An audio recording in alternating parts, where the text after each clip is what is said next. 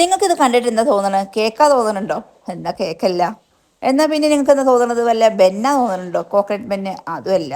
ഇതാണ് നമ്മുടെ നൊസ്റ്റാൾജിക് ഐറ്റമായ 90സിനൊക്കെ ഒരുപാട് ഓർമ്മയുള്ള പലർക്കും ഓർമ്മ ഉണ്ടാവും. നമ്മുടെ മലബാർ ഏരിയയിലൊക്കെ ഉണ്ടായിരുന്ന കലത്തപ്പം. അതെങ്ങനെ ഉണ്ടാക്കാൻ നോക്കാം. നമ്മൾ കുക്കറിൽ ഉണ്ടാക്കുന്ന കലത്തപ്പം അല്ല കേട്ടോ. ഇത് നല്ല അടിപൊളി ടേസ്റ്റുള്ള ആർക്കും ഉണ്ടാക്കാൻ പറ്റുന്ന കലത്തപ്പാണ് കേട്ടോ. ഇതെങ്ങനെ ഉണ്ടാക്കാൻ നോക്കാം. ഇതിനായിട്ട് ഒരു 1/4 കിലോ അല്ലെങ്കിൽ 250 ml 2 കപ്പ് മൈദയാണ് എടുത്തിട്ടുള്ളത്. വെറും മൈദപ്പൊടി മാത്രമേ യൂസ് ചെയ്യുന്നുള്ളൂ. നമ്മൾ വേറെ ഒന്നുമില്ല മീൻസ് അരിപ്പൊടി അങ്ങനെ ഒന്നും ആഡ് ചെയ്യുന്നില്ല എന്നിട്ടോ. ഇത് നന്നായിട്ട് തരിച്ചെടുക്കണം. കാരണം അതിൽ എന്തെങ്കിലും വേസ്റ്റ് ഒക്കെ ആണെങ്കിൽ പോകണം. അതുകൊണ്ട് ജസ്റ്റ് ഒന്ന് വെറുതെ അരിച്ചെടുക്കുമെന്ന് മാത്രമേ ഉള്ളൂ.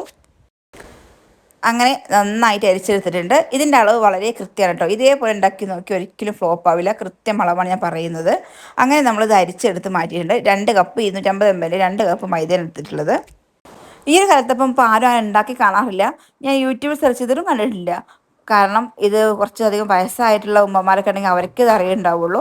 അധികം വലിയ സംഭവമൊന്നും ഇല്ലെങ്കിലും ഇതെന്താ എങ്ങനെ ഉണ്ടാക്കാന്ന് ശരിക്കും അവർക്ക് അറിയുള്ളൂ കേട്ടോ. ഇപ്പോൾ ഞാൻ ഇതിൻ്റെ സംഭവങ്ങളൊക്കെ ചോദിച്ച് മനസ്സിലാക്കിയിട്ടാണ് ഞാൻ ഈ അപ്പം ഉണ്ടാക്കുന്നത്. ഇനി നമുക്ക് ഇതിലേക്ക് ഇടാനായിട്ട് കുറച്ച് ഐറ്റംസ് ഉണ്ട് കേട്ടോ. അതെന്തൊക്കെ നോക്കാം. ഇതിനായിട്ട് ഞാൻ തേങ്ങ ചെറുതായി കൊത്തി എടുത്തിട്ടുണ്ട്. നിങ്ങൾക്ക് വേണമെങ്കിൽ നെയ്യിൽ വറുത്തെടുക്കാം. പിന്നെ ചെറിയ ജീരകം കേട്ടോ. നമ്മൾ വലിയ ജീരകമല്ല, ചെറിയ ജീരകം. അതുപോലെ ഏലക്കായ ഉണ്ട്. പിന്നെ തേങ്ങ നിങ്ങൾക്ക് വറുത്തിടാം. പക്ഷെ ഞാൻ ഇങ്ങനെ ഇടുന്നുണ്ട് കേട്ടോ. ഇങ്ങനെ ഇട്ടാലും നല്ല ടേസ്റ്റാണ്. ഇനി വറുത്തിടണമെങ്കിൽ അങ്ങനെ ഇടാം. ഇനി എന്ത് ചെയ്യും, നമുക്ക് ചെറിയ ജീരകം ഈ ഏലക്കായും കൂടി പൊടിച്ചെടുക്കാം കേട്ടോ. പൊടിക്കാൻ എളുപ്പത്തിൽ നമുക്ക് കുറച്ച് പഞ്ചസാര ആഡ് ചെയ്തിട്ട് കുറച്ച് എന്താ പറയുക ജീരകവും ഏലക്കായയിലുള്ളൂ. അപ്പോൾ പെട്ടെന്ന് പൊടിഞ്ഞ് കിട്ടാൻ വേണ്ടി കുറച്ച് പഞ്ചസാര, ഒരു 1/2 ടേബിൾ സ്പൂൺ പഞ്ചസാര ഇതിനകത്തിട്ടിട്ട് നന്നായിട്ട് ഒന്ന് ക്രഷ് ചെയ്ത് എടുക്കാം. അങ്ങനെ ഇത് നന്നായി പൊടിച്ചെടുത്ത് കൊടുത്തിട്ടുണ്ട്. നന്നായിട്ട് പൊടിച്ചിട്ടില്ല എങ്കിൽ നന്നായി അത്യാവശ്യം ആ സ്മെല്ലൊക്കെ ഒന്ന് കിട്ടാൻ വേണ്ടിയിട്ടാണ് ജീരകത്തിൻ്റെ ഏലക്കായുടെയും. അങ്ങനെ ഇത് നമ്മൾ അതിലേക്ക് ഇട്ടിട്ടുണ്ട്. ഇനി നമ്മൾ തേങ്ങ അതേപോലെ കട്ട് ചെയ്തിട്ടാണ് ചെയ്യുന്നത് കേട്ടോ. ഇനി ഇതിലേക്ക് ചേർക്കുന്നത് വെളിച്ചെണ്ണയാണ്. ഒരു 1/2 ടേബിൾ സ്പൂൺ, അങ്ങനെ 1 ടേബിൾ സ്പൂൺ വെളിച്ചെണ്ണ ഞാൻ ചേർത്തിട്ടുണ്ട്. 1/2 ടേബിൾ സ്പൂൺ നെയ്യ് ചേർത്തിട്ടുണ്ട് കേട്ടോ. നെയ്യ് മാത്രം വേണം ചേർക്കാം, വെളിച്ചെണ്ണ മാത്രം വേണമെങ്കിൽ ചേർക്കാം. പക്ഷെ രണ്ടും കൂടി ചേർക്കുമ്പോൾ പ്രത്യേക ഒരു സ്മെല്ലൊക്കെ വരും. അങ്ങനെ അതവിടെ മാറ്റി വെച്ചിട്ടുണ്ട്. ഇനി നമുക്കിതിന് മധുരത്തിന് ആവശ്യമായ 2 അച്ച് വെല്ലം, അതായത് ഇതിലേക്ക് ചേർക്കുന്നത് 1/2 കപ്പ് വെള്ളമായിട്ട് ഞാൻ കൊടുക്കുന്നത്. ഇനി വേണമെങ്കിൽ 1 കപ്പ് വെള്ളം ചേർക്കാം. ഞാൻ 1/2 കപ്പ് വെള്ളം മാത്രമേ ചേർത്തിട്ടുള്ളൂ. അങ്ങനെ ഇത് നന്നായിട്ട് ഉരുക്കി എടുത്തിട്ടുണ്ട്. പിന്നെ ഇതിൽ വേസ്റ്റ് ഉണ്ടാവും, അതുകൊണ്ട് അരിച്ച് മാറ്റിയിട്ട് വേണം ഇത് ചേർത്ത് കൊടുക്കാൻ വേണ്ടിയിട്ട്. ചെറിയ ചൂടോട് കൂടി തന്നെ ചേർത്ത് കൊടുക്കണം കേട്ടോ. ചൂട് പോവരുത്, നന്നായി ചൂടുന്നല്ല, ആ ചൂട് കുറച്ചൊന്ന് കുറഞ്ഞ ശേഷം ചേർത്ത് കൊടുക്കാം. പിന്നെ കുറച്ച് ചേർത്തിട്ട് ഒന്ന് മിക്സ് ചെയ്തെടുത്താൽ മതി കേട്ടോ. പിന്നെ നമുക്ക് ഇതിലേക്ക് വെള്ളം വേണമെങ്കിൽ തണുത്ത വെള്ളം ചേർക്കരുത്, സാധാ വെള്ളം ചേർക്കരുത്, ചെറു ചൂടുവെള്ളം ചേർത്ത് കൊടുക്കണം കേട്ടോ. അങ്ങനെ ഞാൻ കുറച്ച് ഇത് ചേർത്ത് കൊടുക്കുന്നുണ്ട്. ഒരുപാട് ഒന്നിച്ച് ചേർത്ത് കഴിഞ്ഞാൽ പിന്നെ ഇത് ഒരുപാട് ലൂസാവരുത്. ലൂസായാലും ഇത് ശരിയായി കിട്ടില്ല, ഒരുപാട് ടൈറ്റും ആവരുത്. ഞാനങ്ങനെ ഒരിക്കലും ശർക്കര പാനി മുഴുവൻ കഴിഞ്ഞു. ഇതിലേക്ക് വെള്ളം ചേർക്കാനുണ്ട്. ചെറു ചൂടുവെള്ളം ചേർത്ത് കൊടുക്കുന്നുണ്ട്. ഈ വെള്ളത്തിൻ്റെ കളർ എന്താണെന്ന് ഇങ്ങനെ വെച്ചാൽ ഞാൻ ശർക്കര ഉരുക്കിയ പാത്രത്തിലേക്കാണ് വെള്ളം ഒഴിച്ചിട്ടാണ് ഞാൻ ഇതിലേക്ക് ഒഴിച്ചത്. അതുകൊണ്ട് ആ ശർക്കരയുടെ ചെറിയൊരു കളർ ആ വെള്ളത്തിലുണ്ട്. അതുകൊണ്ടാണ് ആ കളർ ചേഞ്ച് ഇട്ടുള്ളത്, വേറെ വെള്ളമൊന്നുമില്ല. സാധാരണ നോർമൽ വാട്ടർ ചൂടാക്കിയ വെള്ളമാണ് കേട്ടോ. അത് ഞാൻ 1 കപ്പ് ചേർത്തിട്ടുണ്ട്. അതായത് 1/2 കപ്പിന് 2 കപ്പിലായിട്ട് വെള്ളം ചേർത്തിട്ടുണ്ട്. ശർക്കരയിലേക്ക് 1/2 കപ്പും പിന്നെ ചൂടുവെള്ളമായിട്ട് ഞാൻ 1 കപ്പും ചേർത്തിട്ടുണ്ട്. അങ്ങനെ 1.5 കപ്പ് വെള്ളം ഇതിലേക്ക് ആഡ് ചെയ്തിട്ടുണ്ട് കേട്ടോ. പിന്നെ നിങ്ങൾക്ക് തന്നെ അറിയാം, നമ്മളിതിന് ലൂസാക്കുന്ന സമയത്ത് ഈ ഒരു കൺസിസ്റ്റൻസി ആവുന്ന സമയത്ത് നമുക്ക് വെള്ളം ഒഴിക്കലൊക്കെ നിർത്താം കേട്ടോ. നന്നായി ഒന്ന് മിക്സ് ചെയ്ത് കൊടുക്കാം. മൈദയുടെ ഒട്ടും കട്ടകളില്ലാതെ നന്നായി മിക്സ് ചെയ്യണം കേട്ടോ. ഇനി നമുക്കിത് 15 മിനിറ്റ് റെസ്റ്റ് ചെയ്യാൻ വേണ്ടി വെക്കാം. 15 മിനിറ്റ് റെസ്റ്റ് ചെയ്തതിന് ശേഷം നമ്മൾ മാവെടുത്ത്, അതിന് ശേഷമാണ് കേട്ടോ ഇത്. അതിന് ശേഷം നമ്മൾ നോൺ സ്റ്റിക്ക് പാനിലാണ് ഞാൻ ഉണ്ടാക്കുന്നത്.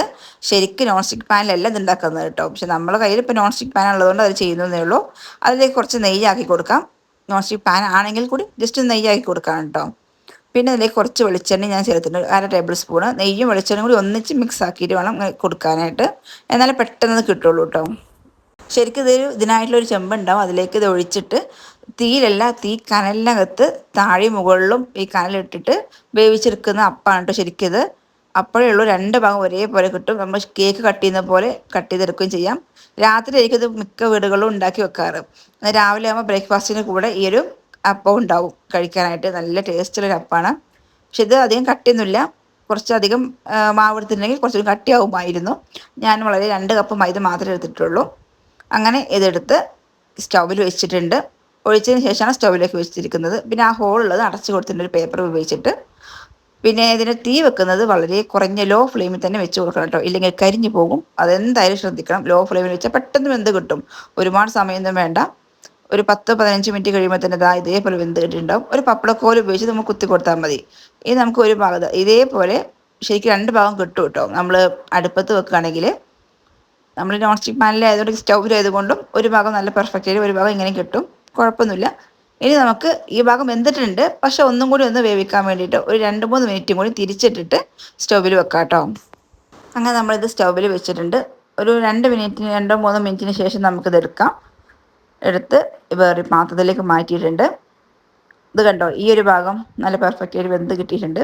നേരത്തെ വെന്തിട്ടുണ്ടായിരുന്നു, പക്ഷെ ഒന്നും കൂടി നന്നായി വെന്ത് കിട്ടിയിട്ടുണ്ട്. ഇതേപോലെ പപ്പടക്കോലുകൾ കുത്തി കൊടുത്താൽ മതി.